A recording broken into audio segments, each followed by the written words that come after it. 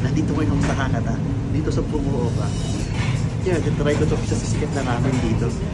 Iso ramen. Hakata Iso. Kilala to dito sa Hakata. Pinipilahan to ng mga locals.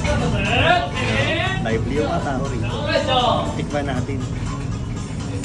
Ang ganda ng sabaw, oh. Oh. Pinili ko yung may itlog. Try nyo yan.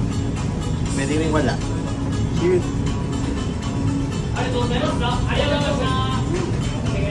Grabe. Puro. Hindi siya masyadong maalat. Creamy yung lasa.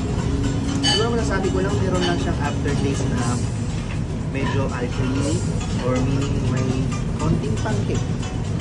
Pero ano naman siya, negligent ulat. Masarap. Siguro rank 2 ko to sa mga ramen na natikman ko. Number 1 pa rin yun nandun sa Yokohama. Cheers!